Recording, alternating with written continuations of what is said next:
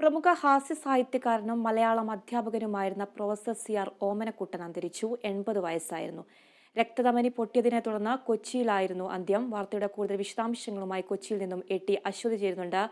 അശ്വതി, എപ്പോഴാണ് ഈ മരണം സംഭവിച്ചത്? അതുപോലെ തന്നെ സംസ്കാര ചടങ്ങുകളൊക്കെ എപ്പോഴാണ് നടക്കുക? എന്തൊക്കെയാണ് കൂടുതൽ വിശദാംശങ്ങൾ?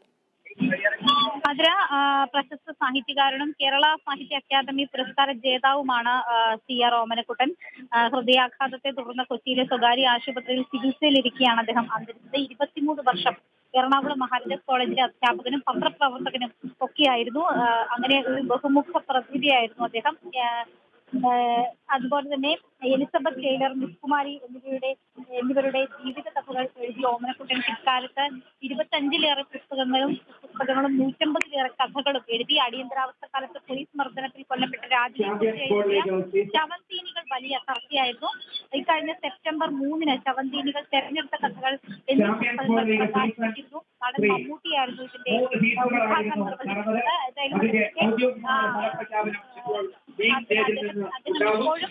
സ്വകാര്യ ആശുപത്രിയിൽ തന്നെയാണ്. അദ്ദേഹത്തിന്റെ സംബന്ധിച്ച വിവരങ്ങൾ ലഭ്യമായിട്ടില്ല.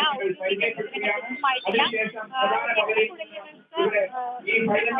ഉണ്ടായതാണ് മരണത്തിലേക്ക് നയിച്ചത് എന്നാണ് നമുക്ക് അറിയാൻ സാധിക്കുന്നത്. 2:50 അദ്ദേഹം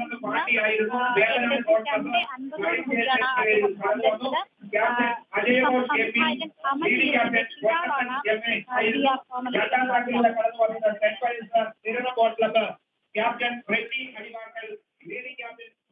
അശ്വതി, പ്രമുഖ ഹാസ്യ സാഹിത്യകാരനും മലയാളം അധ്യാപകനുമായിരുന്ന പ്രൊഫസർ സി.ആർ. ഓമനക്കുട്ടൻ അന്തരിച്ചു. 80 വയസ്സായിരുന്നു. രക്തധമനി പൊട്ടിയതിനെ തുടർന്ന് കൊച്ചിയിലായിരുന്നു അന്ത്യം.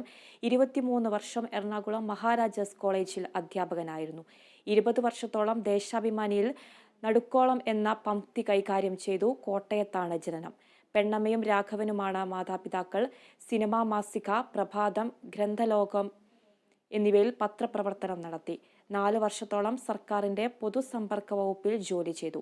2010-ൽ കേരള സാഹിത്യ അക്കാദമിയുടെ ഹാസ്യ സാഹിത്യത്തിനുള്ള പുരസ്കാരം ലഭിച്ചു. സംവിധായകൻ അമൽ നീരദ് മകനാണ്.